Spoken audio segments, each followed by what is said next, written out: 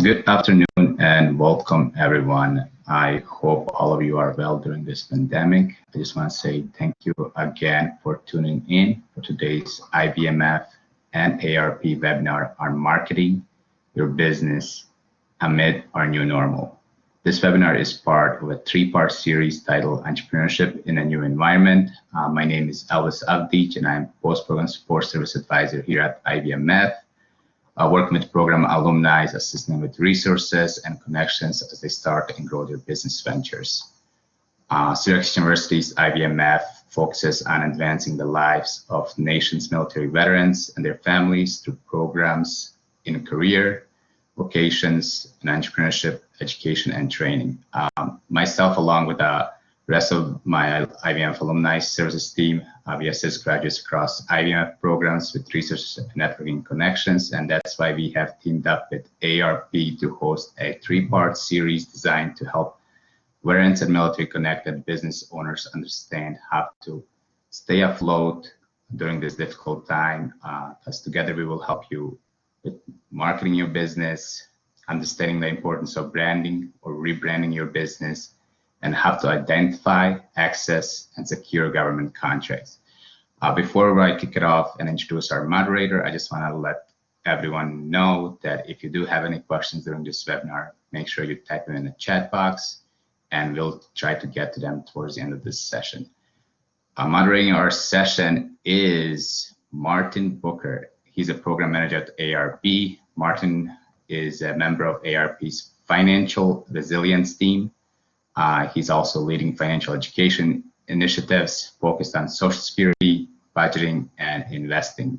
Before joining AARP, Martin worked in a nonprofit sector where he helped people improve their money habits. He has a master's degree in social work from the University of Connecticut and earned a certificate in financial planning at Georgetown University. Martin, welcome, and please introduce our guests and let's get this started. If you guys have any questions, like I said, make sure you type in the chat box. Martin? Elvis, thank you for the introduction. I really appreciate it. And welcome everyone to the webinar. We are glad to have you here. AARP is excited to be working with IVMF for its second year as we kick off another entrepreneurship webinar series that we're going to host bi-monthly to cover topics ranging from marketing to securing contracts. So we hope by engaging in these webinars, you leave with valuable information that will help your business thrive and succeed even during these difficult times. You can sign up for the entire series at aarp.org/start-a-business or at imf.syracuse.edu/alumni/vetnet. Today, we're talking to marketing experts and business owners who can help us understand what marketing should look like in this new environment, how to effectively pivot to this digital space, and offer a framework for solutions marketing for now and in the future. And we're also going to hear some best practices from a veteran small business that quickly pivoted to stay relevant and in business. Before we start, just as Elvis mentioned, we will be taking questions. So put your questions in the chat box for our experts to answer, and we'll try to answer as many questions as we can. And for everyone who submitted questions in advance, we really appreciate it. Thank you. To learn more about IVMF's programs, email ivmfalumni@syr.edu. Once again, that's ivmfalumni@syr.edu, and you'll see that in the chat box. To learn more about AARP small business resources, visit aarp.org/start-a-business. So as we know, COVID-19 has disrupted the way that many small businesses are now operating. It's required many of us to have to think differently, act differently, pivot abruptly, and not leave a lot of time to effectively plan to meet our customers' needs. As a result, business owners now have to think of new ways and different ways to simply stay in business, with marketing continuing to be one of the key elements to business sustainability. So today, I'm delighted to have with us first our group of panelists. Who our first one is Courtney Bird, CEO of Best Practice Media, a social media agency in Austin, Texas, and the annual producers of Social Media Week in Austin. Courtney oversees a team of creatives and strategists to develop and execute the social strategy for over 40 clients nationwide in all industries. And her core competencies are social media strategy and paid traffic.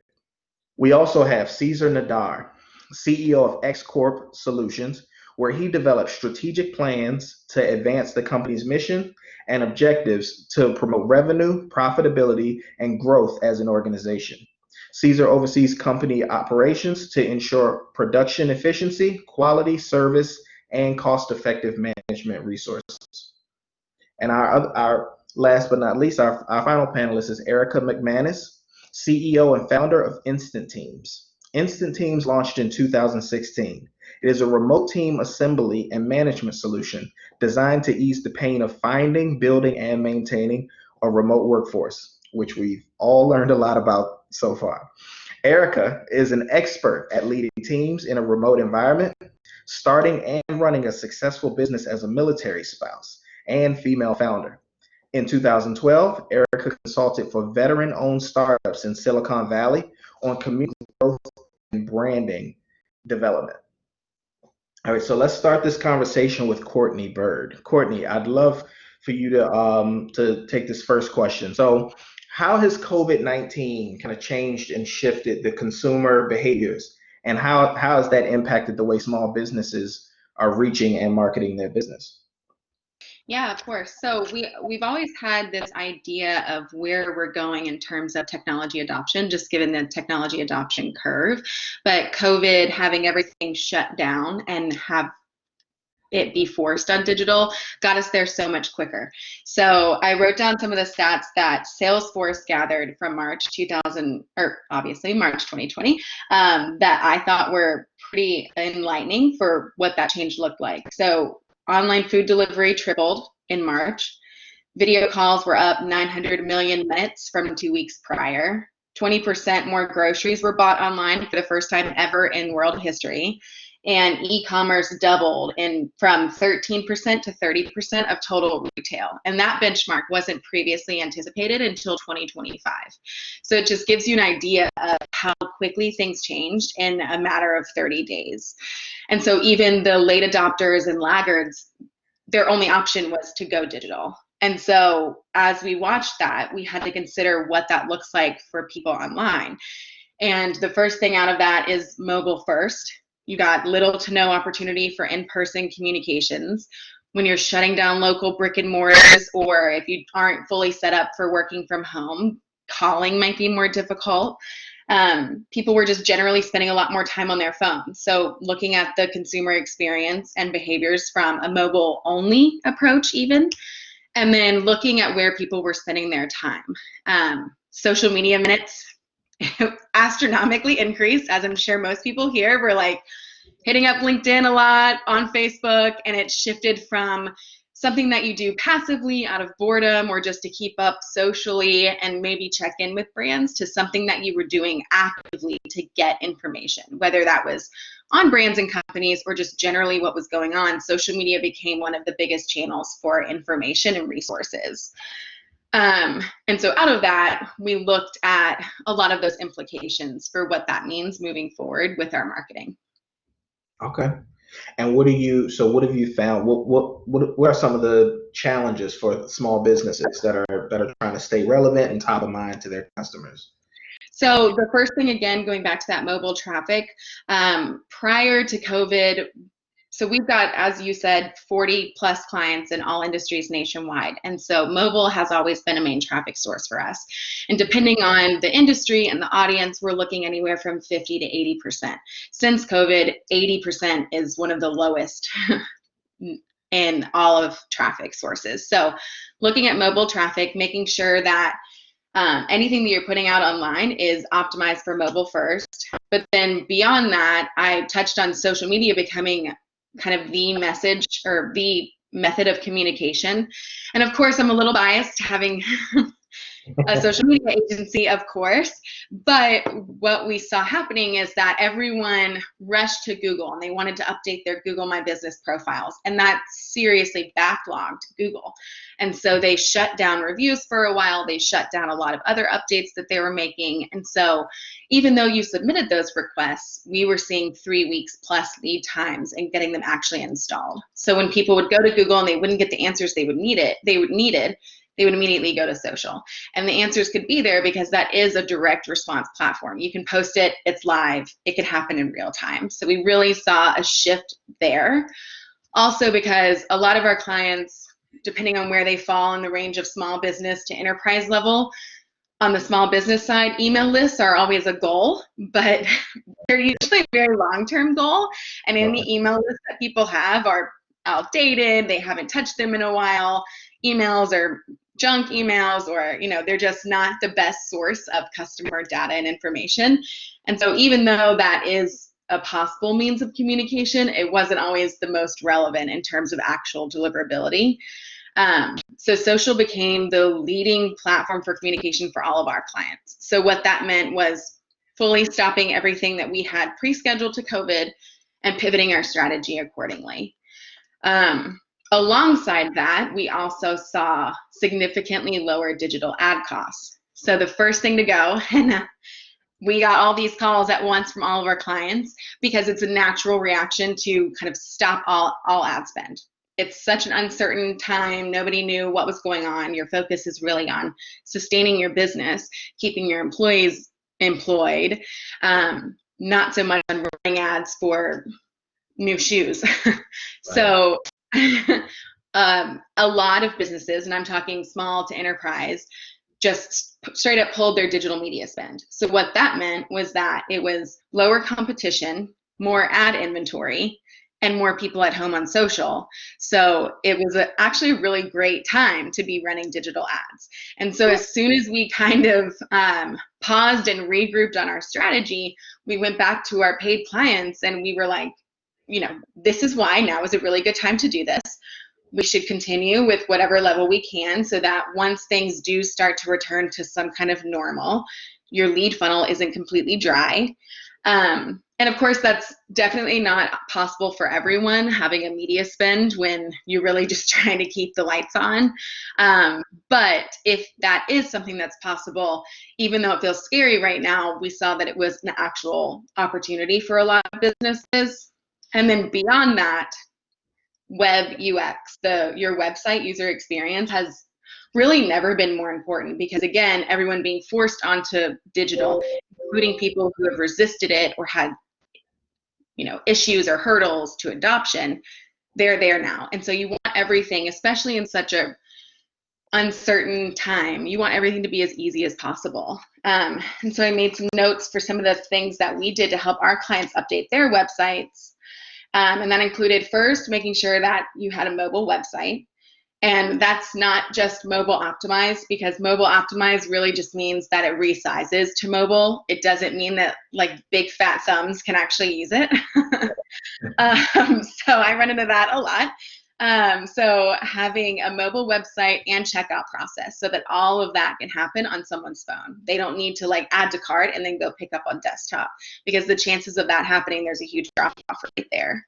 And then since people were being forced to buy digitally, whereas they normally would go try on a pair of shoes, for example, really making your return policy clear, your shipping information, and any production delays. So the production delays that we saw with some of our clients were pretty crazy. We've got one e-commerce client, and they're all natural home, body, baby, pet products. And they have always sold hand sanitizer. So of course, that just went off the rails. Sure. And experiencing that with them was quite a ride. We ended up using, sriracha? Do you mean Yes. sriracha? Yeah, like sriracha sauce. Yeah. The top on those. So when you think like hand sanitizer, we're probably experiencing shortages in production with the actual product. No, it ended up being the plastics and the packaging. And so they ended up having to use sriracha tops because they couldn't get the regular tops. Wow. So all of that meant a lot of production delays, and just having to communicate that constantly to the customers.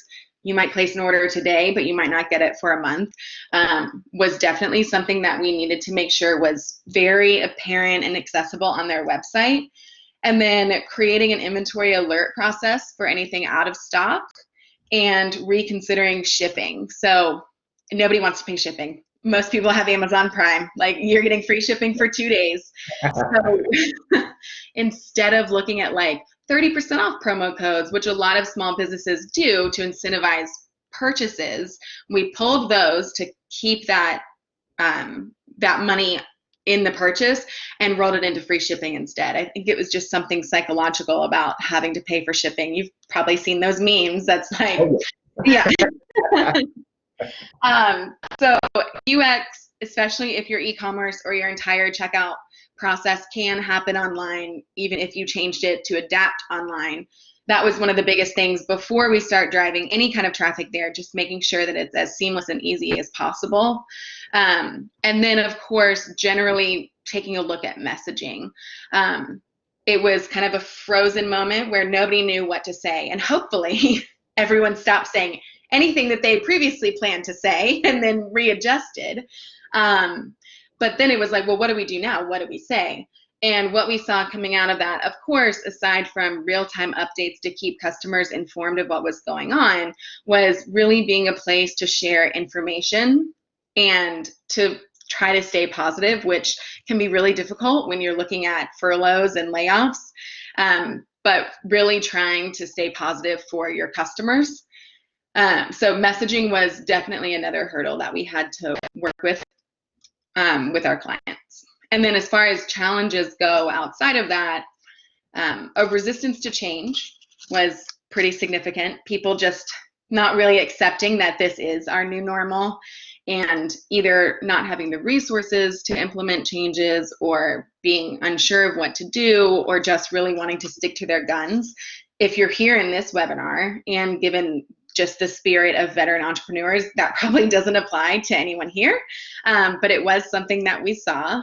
And then beyond that, especially for our brick and mortar clients, adapting to this new normal. So implementing new policies, new safety precautions, training your staff. What's that messaging look like? How are you communicating it? And then on the back end of that, controlling or responding to the customer service that comes out of it. So having workflows in place, working with people to make sure that customers are getting the attention that they need, because everyone is so uncertain right now and a little bit needier when it comes to anything that they're doing with spending their money. So looking at challenges with customer service and overall community management, and then more generally just the technical challenges that come with making those web updates, and come with reformulating your messaging. And I'm sure that there was a high concern about timing, right? Like we you know, when this all started, there was a lot of uncertainty around how long this will last, right? So if I make this huge investment and this only lasts 2 weeks, and you know, the thinking, I think initially it was, oh, this, you know, this may be temporary, but then this may be our new normal. And I think that there was, I could imagine for any small business, you're trying to weigh your options of do I make it versus not making it. Yeah, you wanna be one of the first people to communicate this information and not be late to the game, but also not to over adjust for something that you have no idea what it's going to look like in a couple of weeks or a month from now. And so that was definitely a challenge. And our advice to our clients and how we navigated that was just being very open and transparent.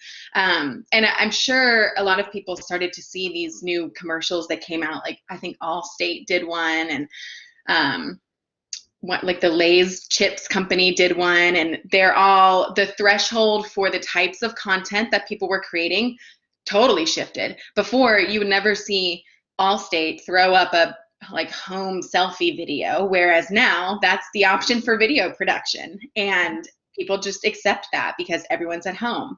And so the way that that message was communicated significantly changed.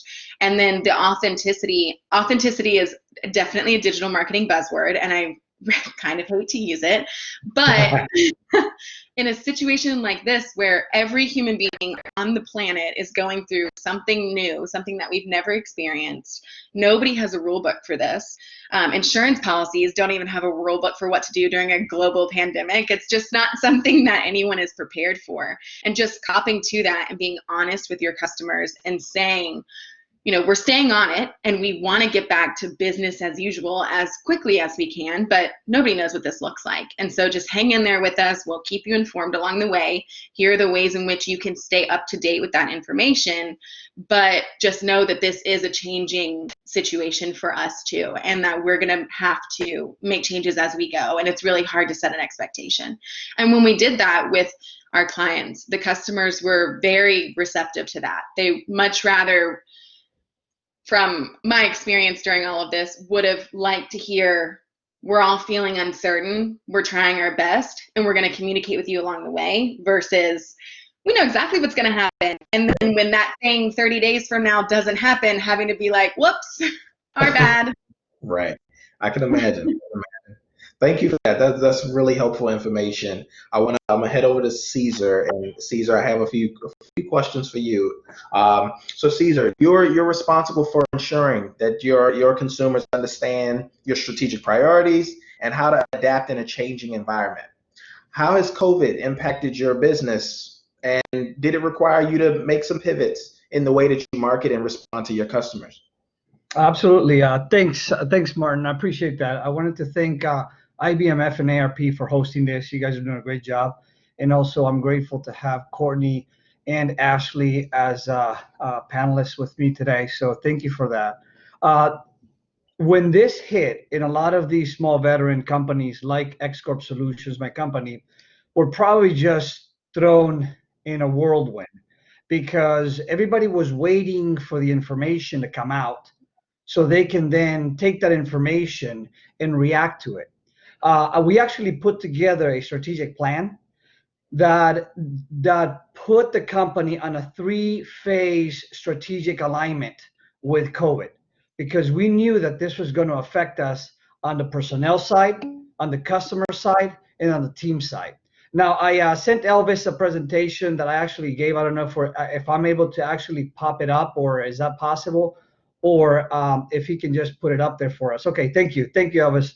If you go to the next slide, and I want to go kind of real quick through this, but this is important because this is a good way in which our company got together. And Courtney mentioned a lot of very critical pieces of information that would have impacted every business, which is, look, we don't know what's going to happen, but we're going to be proactive in developing a strategy. So the first thing we did with our corporate team is we developed the categories where our employees, our team members, will go from a normal operating schedule all the way to Cat 2, Cat 3, Cat 4, to a corporate team force reduction. So we were planning for that force reduction. And mind you, we had over 233 full-time employees across 18 states in Germany.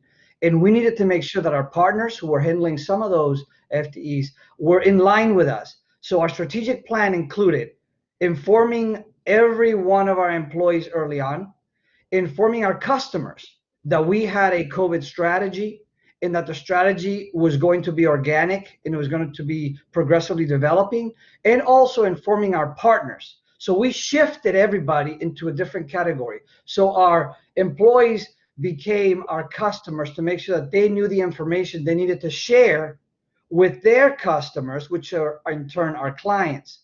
Our clients became sort of our VIPs, right? Think of them as your board of directors. We wanted to keep our customers informed as if you're informing the board of every step you're doing in the company, whether it was personnel alignment, preparedness, social distancing, protective equipment, realigning people that were moving maybe from one state to another, even informing our customers early on that if anybody was actually tested positive.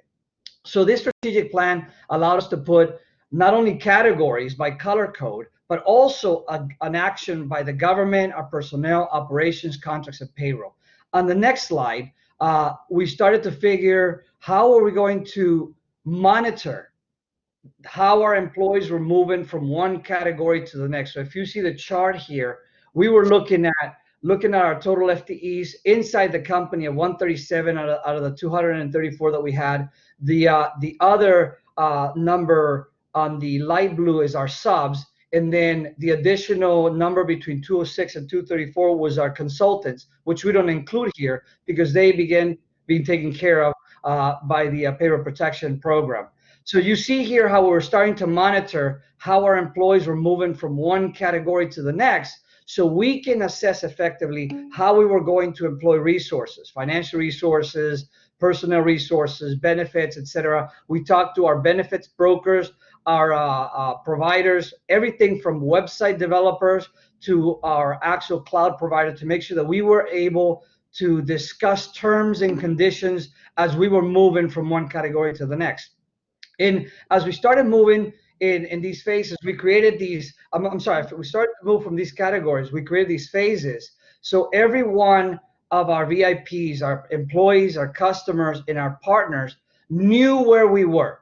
We developed phase one to be that critical in the battle zone kind of environment, right? You are now in defensive mode. What's going to happen? Nobody knows.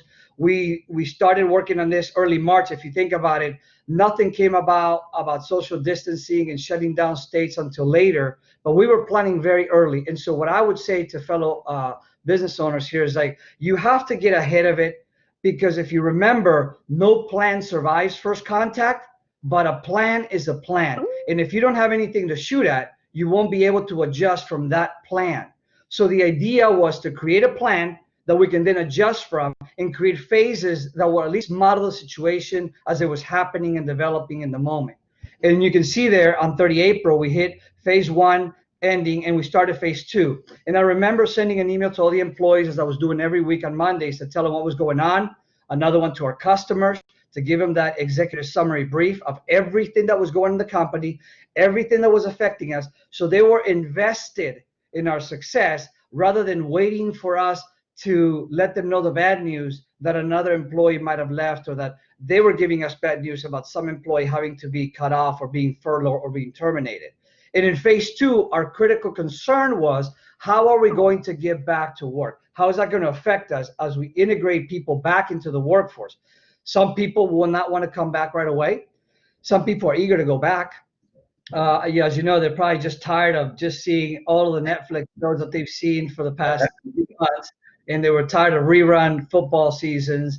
And at this point, I think the spouses were like, "Go ahead, get out. I don't care if you get COVID, just get out. Just go out there." Right? And of course, the kids at this point are becoming, I would say, unique angels that needed a little more attention. So in phase two, our concern was, what amount of our workforce are going to come back? What amount of our contracts are going to get cut off?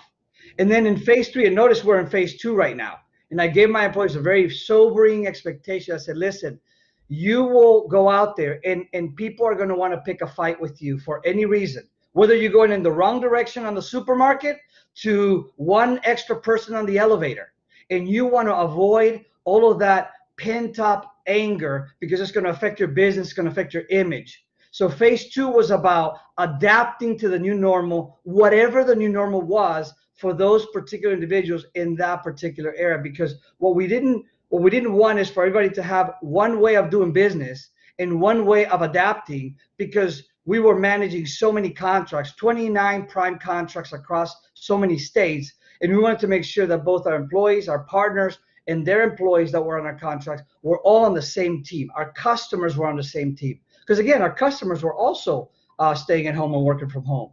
So as we enter phase three, and notice I went from 1 month to 3 months to 6 months, we want to be able to realign our operations to ensure that we are affecting customers in a positive way. In the idea, and I'll go quickly through some of these phases, we wanted to make sure we reported our cases here. We also wanted to make sure that everybody understood what the category meant. And again, this will be available online and through recording through IVMF and AARP. But I wanted to give you a quick perspective as I roll through these slides of what our plan of action was to mitigate the possibility of losing revenues. How are we going to use revenues to mitigate the possibility that any employee will be left out. And by the way, I should tell you that our goal on 15 March when we developed this is to make sure that no employee was laid off for any reason. And mind you, this came way before there was any payroll protection program, the P3 loan, or any other assistance from the government. We decided as an executive team that we would use whatever resources the company had to make sure no employee was going to be laid off through December 31st due to COVID-19 issues. So here in this plan of action, it allowed everybody in the company to know what was their key responsibility in the timeline to do so. And as you moved from category 1, in this case category 2A, which was a modified work status, where the customer drove that and said, hey, we want your people to stay home. How are we going to react to that? Here's the plan of action. In category 2B, when it's an individual driven, basically somebody says, hey, look, I've been in direct exposure, I need to be quarantined. We explore all of the possibilities in the flow chart to see how employees were going to be moving from one category to another to ensure that we capture the status of our employees and to figure out what resources we needed to do. And I will slide through faster on these because I want to get to the mitigation actions that we wanted to have to ensure that, okay, well, as people move into different categories, then what are you going to use as a mitigation strategy? So we knew we had some PTO. At the beginning, before Congress passed a law, there was leave without pay, and then there was actually then paid leave. There was granting additional leave in addition to that pay. And then we committed to paying people at least 30 days of their salary for the first 30 days and then 15 days for the next month. And as you can see here, we implemented some different mitigation strategies that I think a lot of small businesses probably did this too in a different way. And we also implemented a succession and backup plan to say, what if the CEO gets COVID?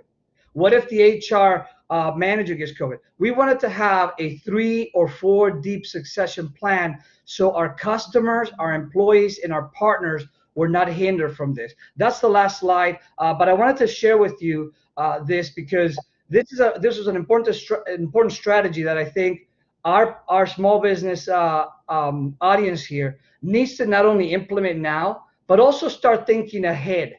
What happens if that second wave comes? But what happens if it doesn't?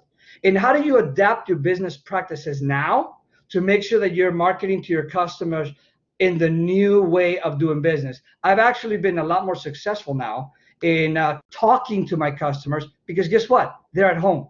They welcome the opportunity to get on a video chat or talk on the phone. And the conversation is a lot more relaxed and fluid because for some obvious reason, it's more comfortable when you're in your home and you are able to just talk in a more calm and without the stress about you being hosted at their office. So it's been actually very rewarding because our comeback plan continues to evolve and it is very organic. We do daily personnel updates. We do weekly emails to our 3 categories of VIPs. And we are constantly asking ourselves, what is coming? How is the current environment affecting our business? And how are we going to adjust our business to ensure that we are continuing to move into the next stepping stone? That's amazing. And that's a very organized way of operating. I couldn't imagine a better laid out plan. I do want to know. Sorry for me because I pushed them very hard to do this. So yeah, it was very involved. And so you said March 15th, around that time is when you released the matrix. What did that take us through that process just a little bit? So was it a matter of like when you first heard that this pandemic's on the rise that we start planning and we created this matrix, or was it kind of what did that contingency matrix process of creating look like? The very first step, Martin, and I want everybody to feel comfortable with this, I was freaking out. I was sitting there with my hands on my head saying, I can't say the words that I said, but it starts with A and S. And I said, wait a minute, I'm a Marine. I know how to plan, execute. I know how to move, shoot, and communicate. How did this happen? And here I am thinking, I have over 100 people depending on me. and I'm frozen. Frozen because I'm thinking, if I say something too soon, it might be the wrong thing. If I don't say anything, it will be the wrong thing. And as Courtney mentioned, at some point you just have to get up and face the music and say, okay, what's the problem? All right, let's figure out how we're going to adapt it. So the first 15 days in March were very overwhelming as a business owner and a veteran of a small business, because you're trying not to think about the financial losses that you are expecting. You're trying to ask yourself, I just built this company. It took me 9 years to get here. And in 19 days, no pun intended, it's about to go down. And so honestly, it was overwhelming. But you know what? Allowing myself to be overwhelmed and accepting the fact that I didn't know what I was going to do, but that I needed to talk to my team and say, guys, we need to figure it out, allowed us to just get past the what we call the OODA loop, the observe, orient, decide, and act parts. When you get hit by something and it shocks you, you don't know what to do, and you finally say, okay, which way do I go to get safety? So we finally found direction, pivoted, and we said, okay, we need to do something. What's the first thing? Let's take care of people. Let's let them know their jobs are secure. Number one, can we do that? Accountants, lawyer, banker, can I do this? Do I have the funds? Give me a 6-9 months projection of my payroll and tell me, if I don't have a dollar coming in, can I afford to do this? Now, I couldn't, but I knew that I was going to start to work on phase 1, 2, and 3. First, let me get through the first month. Then let me get through the next 3 months. And by the way, one of the things that we also did almost immediately when I realized that people had to now go home is I said, you know what? People are spending their own money in protective equipment. As Courtney said, all this hand washing, sanitation. And I said, you know what? Let's issue a $50 allowance to every employee to make sure that they have that something in their hand says, thank you. I'm going to continue to be loyal. And I see that you care even though we're not there.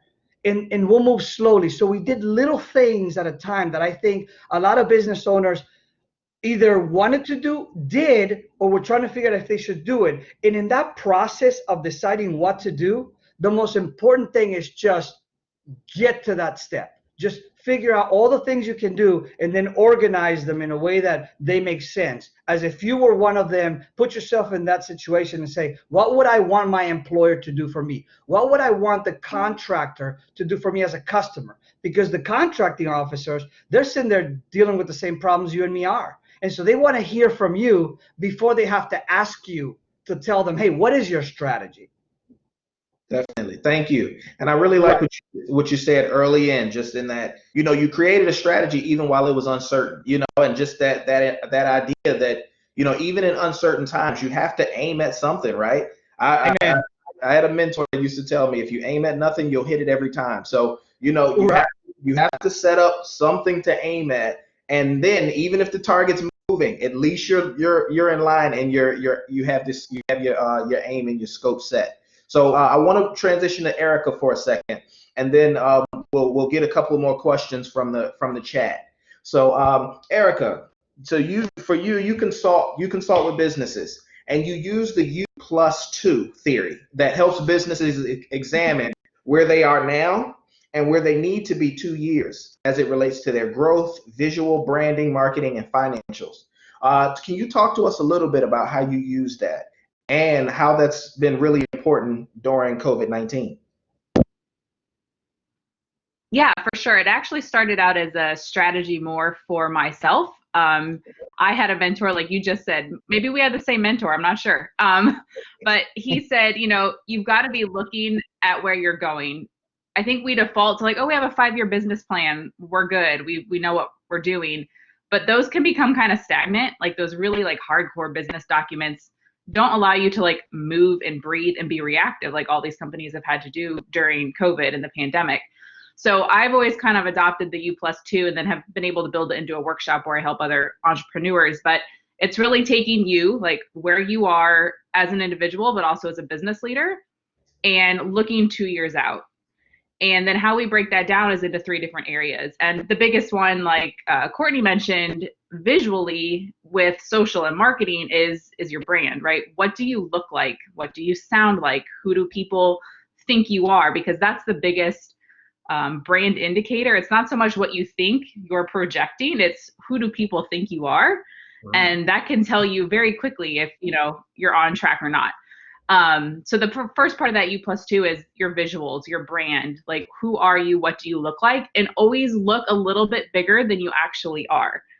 And I think people don't really understand that you can do that. Like your website needs to look like you're 2 years bigger, making more money than you already are, because that's how people vet, right? We go to social, we go to websites. I've gone to like multi-million-dollar company websites and I'm like, ew, they must be a small company. And then you do your due diligence and you're like, oh my gosh, they're like a $50 million annual company. Why does their website look like this? So I think you can lose a lot of opportunity there. So the visual and the brand. The second one is operationally, meaning your team. If you're right now a solopreneur, or maybe you have 1 or 2 people on your team, what do you want that team to look like in 2 years? Because then that can help reverse engineer some of your revenue goals. All right, I want to have a team of 10. How are we going to get there? How am I going to have enough money to employ a team of 10? What are the departments that they're going to be in? And really taking time to feel that through and put that into place. And then, the next day was 2 years ahead. The next day was 2 years ahead. And it's just kind of this repetition that keeps you focused on where you're going. And then the third one in the U+2 model is revenue, right? To be a successful business, you have to be making money. And I have met so many early entrepreneurs, solopreneurs who don't even have a goal in mind. I'm like, no, do you want to be a 7-figure company in 2 years? Or are you okay bringing in 20, 30,000 that's just contributing to your family? I think those are very different paths. And the quicker you can understand where you want to go with that, really sets you on that path of being able to track back all of those other things to get you there. Wow. Okay. And so what would you say, what are some of the hacks that, some of our small businesses can use during this time or just in general? Yeah, I think during this time is the important piece, because as business owners, networking is a huge thing, right? Going to conferences, going to events, going to networking opportunities, getting out there, scheduling coffees, that's something that's really been cut out of our lives right now. And so a hack that I've found is signing up for webinars that I see come through on LinkedIn, and then connecting with the people who are in those webinars on LinkedIn and sending a message like, hey, happened to see you on the IVMF webinar today, would love to learn more about or hop on a Zoom sometime.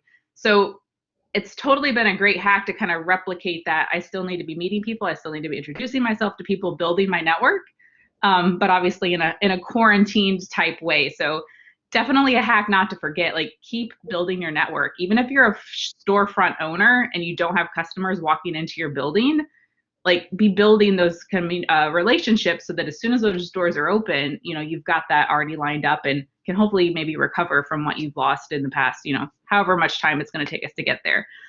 Another one I think is looking at B2B. Even if you serve customers on a daily basis, how can you help the other businesses around you in a time when everybody needs some help?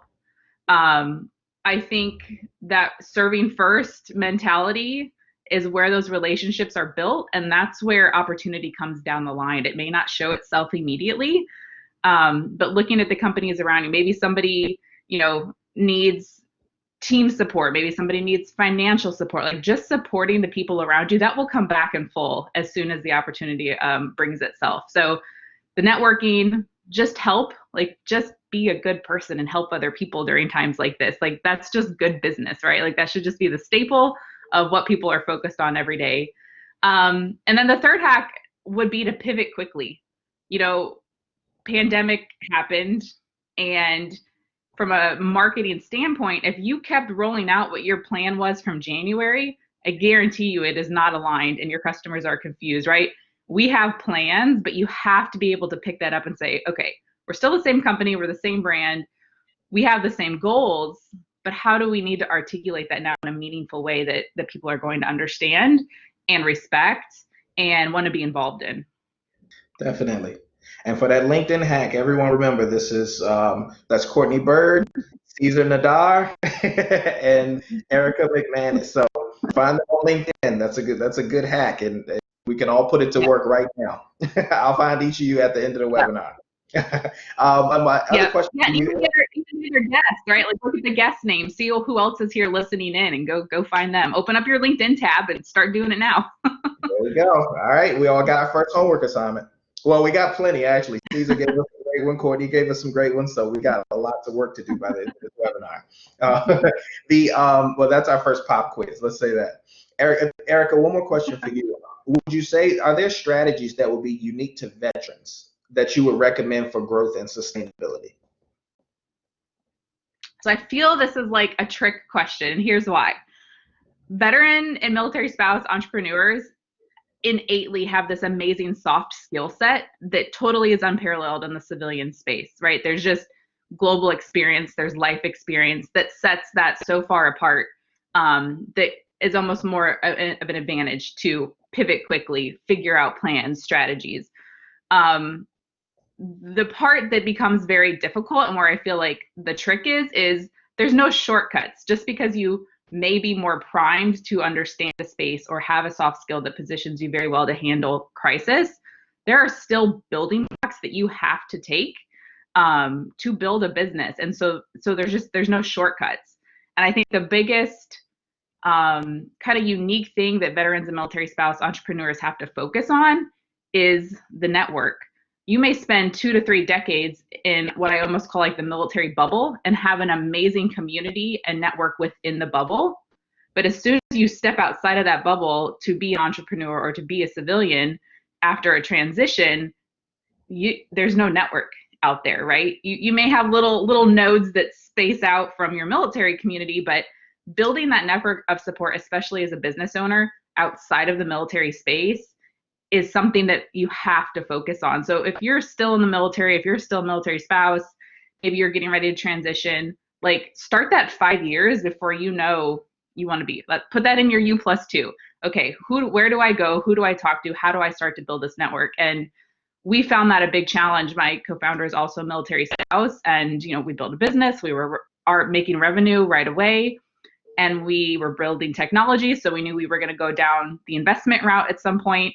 And we were like, well, crap, we don't have anybody friends and family to do a friends and family round, right? Our military neighbors don't have $20,000, $30,000 laying around to throw, at a business trying to start up.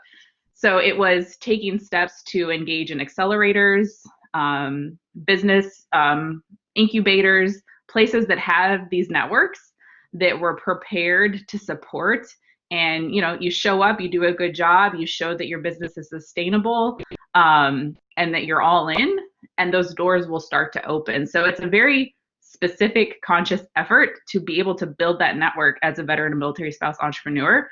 And IVMF was the first person, I will say, entity to welcome us as military spouse entrepreneurs to a table. And even in the past 4 years, that's changed so dramatically to where a lot of the support and focus was veteran entrepreneur, very specific. And now 4 years later, the military spouse, population is being brought into that conversation. But I will always be thankful to IVMF for, being the very first place that we went as military spouse entrepreneurs, saying, hey, we need support, we need a network. How do we start to build that? And we've been a part of the family ever since. That's great. That's great.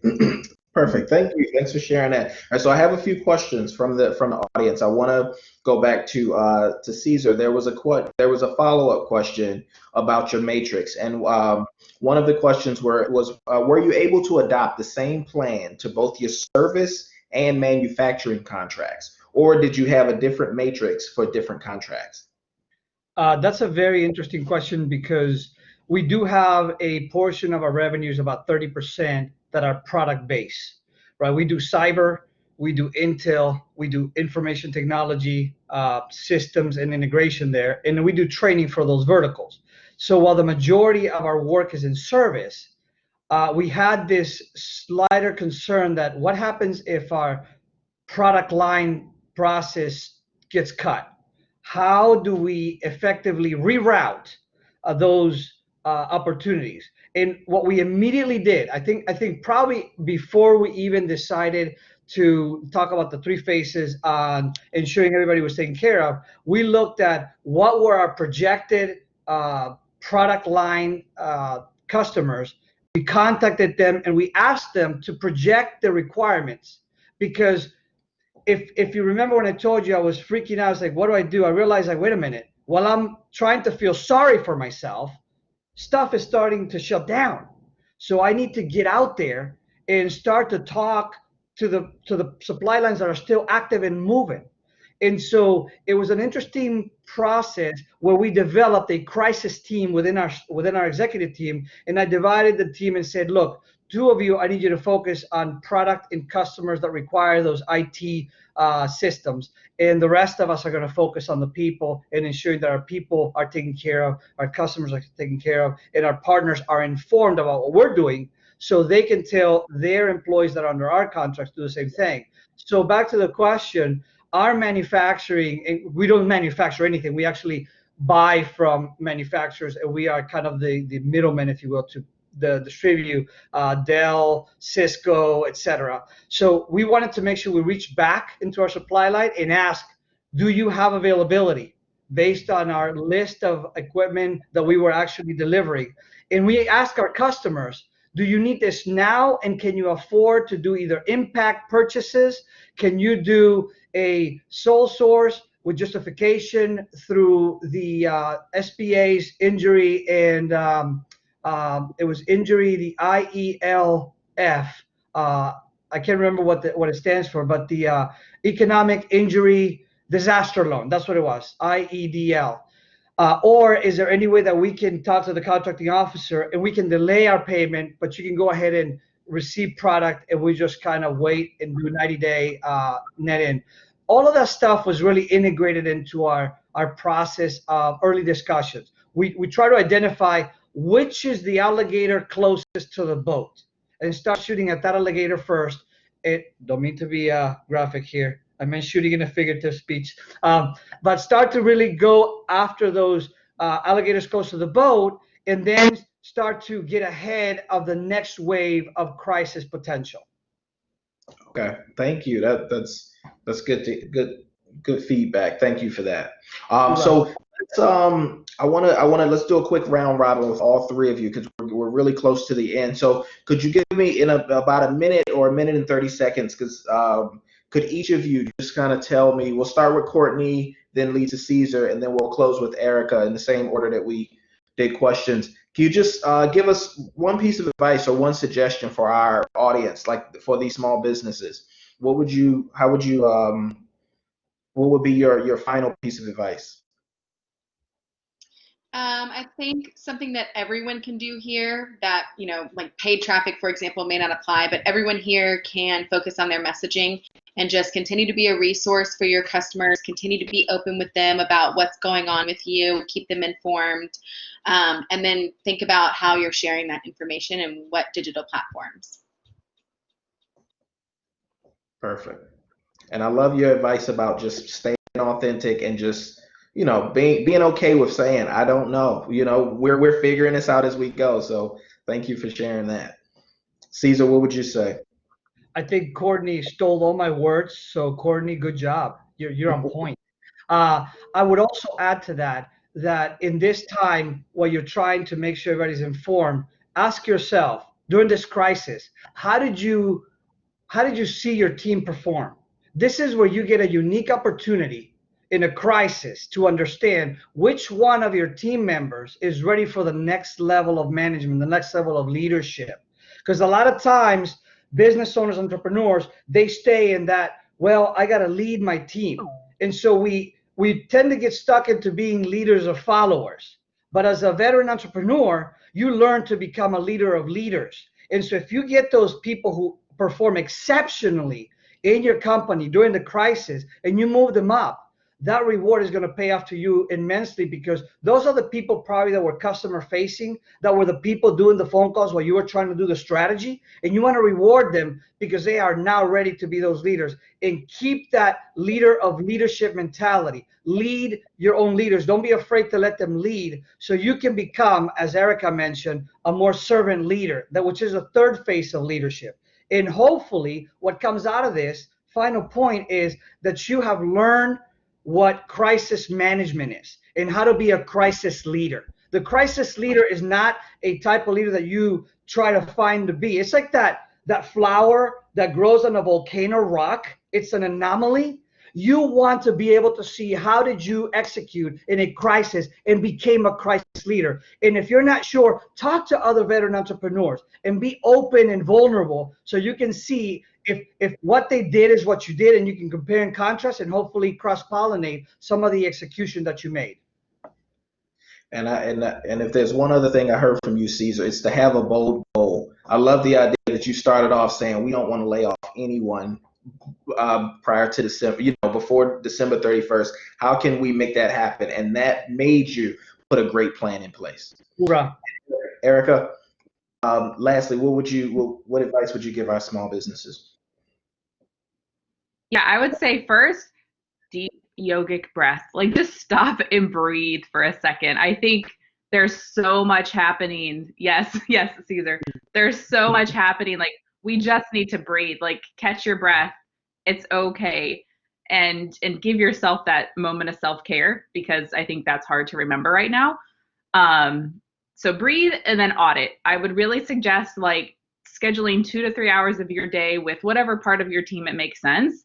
Look at your website, look at your social, look at your engagement strategies, and see if it's aligned, and just take the moment to stop, give it the audit, and then make everything planned to where that you can continue that kind of U+2 or thinking forward in response to all the stuff that's happening around you. We did we called it the Real House Lives of remote workers, and it was just something we had our remote team members just hop on Facebook Live. Maybe there were kids around, maybe there were spouses coming and going behind them, but it was like, people want to see behind the scenes. They want to know that you're struggling like they are. And I think there's a cool way that you can kind of bring those two pieces together to have authentic social that is also like very relevant in connecting with people. That's amazing. And to continue, and from listening to you, I just that whole idea of where do we want to be and how do we make it bold and big. That's an exciting piece of information. We don't want to be the $50 million organization with a $10,000 website, right? Right.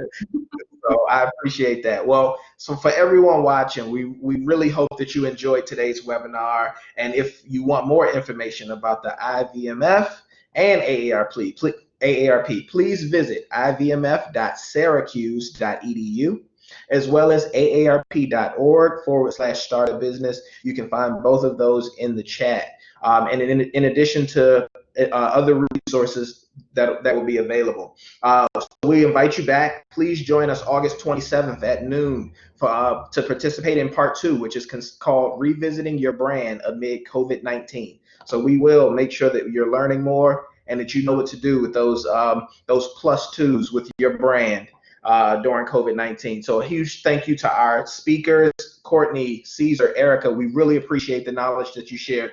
This was phenomenal information. And to our audience, on behalf of AARP and IVMF,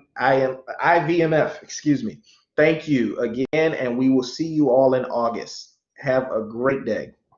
Thank you, Martin. Thank you. Bye-bye.